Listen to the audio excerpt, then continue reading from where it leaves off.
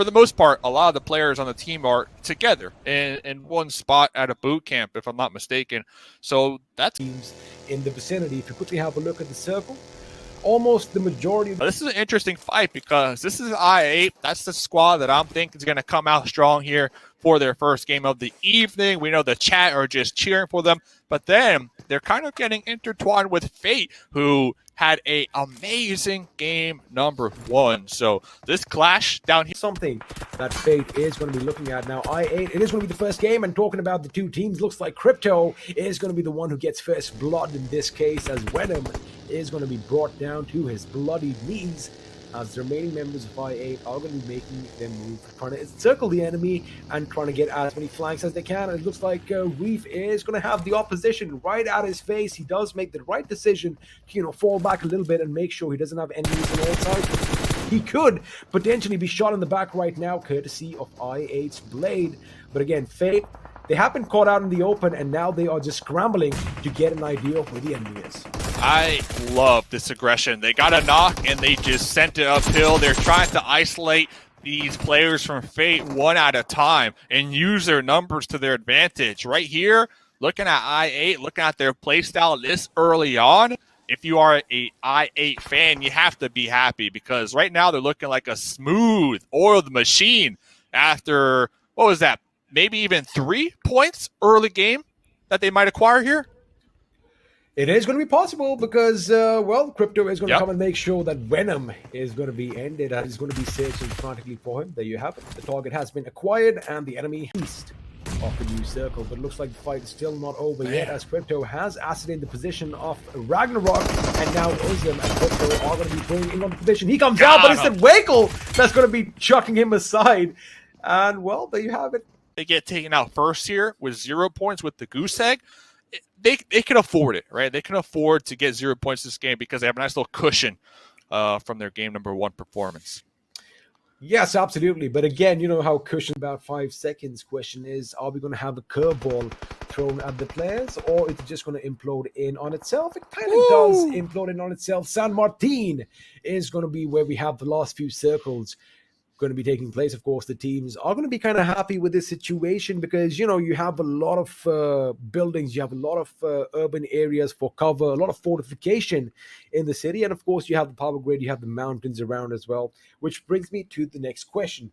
What's your preferred game style as far as casting goes? Would you is taking place on the right side of your screens right now at Hacienda del Patron, whereas elsewhere we might have a little bit of a skirmish take place just north of Picardo, because A1 Esports could be going up against Cryptix once more, trying to cut off whichever team makes it out alive from this little skirmish, or they can actually join in on the fun and just start spraying bullets third party. But right now it looks like NXG are going to be in a world of trouble. 2 of the members down on their knees as Freak is going to try his best to keep the enemy at bay, but that one grenade by Anas is going to make sure the job is done, creating a little bit of a ripple as NGX, one of the favorites, were taken out, but right now Braxton is down on his knees as RAW are taking the fight directly to K7's face, and it looks like RAW are the ones that come out on top.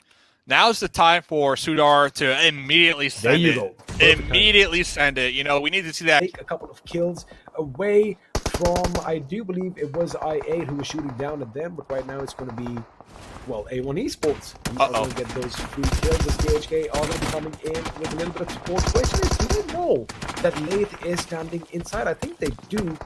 Yeah. But right now the revive is coming in. I don't think they have an idea, Dave. Ooh, I think they do know because they were pre-firing at the door. Yeah, they were pre-firing at the door to make sure that they can't get the thirst on their squad mates here. So I think that was A1 Esports, in fact, shooting them from behind. Might have been Dante with those. Oh yeah, absolutely, and especially from Lit Esports' position. Have a look at that. They have a good 360 visual.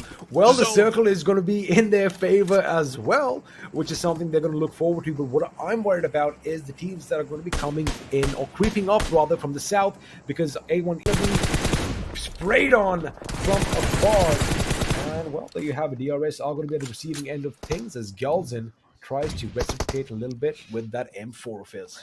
Yeah, it looks like they're trying to make a play, trying to take out these 2 enemies in the dip here, but they don't have a lot of cover to work with. They got a couple smokes, but we did see AJ kind of popping out of that soft cover. Ooh, Nemo with the UMP spray right there, trying to save the day. Looks like their squad mate trying to crawl, trying to get the pickup, but from across the way, the vehicle explosion from Rico Infinity Team. Moves out in the nick of time as Al Sharmi is still on his knees. Now that revive, it does seem unlikely that it's going to come on through because we have it caught on is going to be spotted out as well. And with that, Sudor Gaming are going to bid us adieu in Miramar. That was good because Yala, they're kind of pinched. They didn't have a lot of terrain to work with because when they popped over from a ledge, they're immediately spotted from Train to Kill, who were trying to third party that fight. So they needed to play that one nice and slow, nice and steady, methodical. That's exactly what they did. They have some time. It's going to be in your favor, but right now looks like Cryptic's are going to be going up against I8. Reviews is going to make sure he puts 1 and 2 down. And wait a second, that is all she wrote, ladies and gentlemen. Cryptic's once again have been snuffed out, and it is going to be the 2-man squad from I8. Well, one name in particular, Reviews, take a bow. Wow, Cryptic's having a rough go at things here, trying to get that thing kick-started ready in the lobby. 4 days of league play. But over here, Train to Kill up here on the high ground. Looks like Jane going to be popping down with that spray down from the AKM, receiving a lot of shots. Not able to hit it. Powerful. 1 HP right there. UMP. Yala Esports, this is what you like to see. Only a trio this game, but they are not scared to take these fights. 7 kill points so far. They aren't scared. Indeed, 7 kill points is just phenomenal right now. They have been really ramping up the action, and right now T2K is going to be right under their feet. But Emperor from Lit Esports does see the enemy in the distance as his teammate Mercy is going to make sure Rico is at the receiving end of things. This Legend from T2K is trying to get a position on the enemy, but Yala, Powerful, is going to make sure he keeps them at bay, making sure the Molotov is going to force them in one direction, and that grenade could be devastating. So York might just be in the blast radius, but he gets out in the nick of time. And right now T2K, they have to work that out because, you know, they are going to be focusing all their attention on Powerful from Yala Esports. But we know IA, they're close by. They could come in and, well, be a thorn in the side for that team.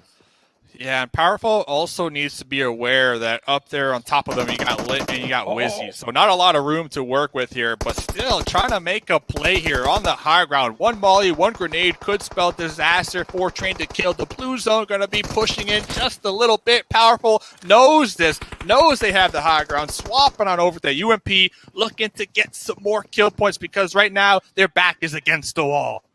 Their back is against the wall, and Powerful's teammate just blew himself up. Bander is going to be out of this game as Powerful is going to have that UMP unleashing on Sandesh. Sandesh is going to be the first one for T2K coming in the line of fire. He wants to kill. They are sick and tired of it, but he's going to be taken down instead. And now CEO comes in, almost getting knocked out as well, but it's going to make sure he puts Powerful 6 feet under. And with that, Yala Esports, 7 kills.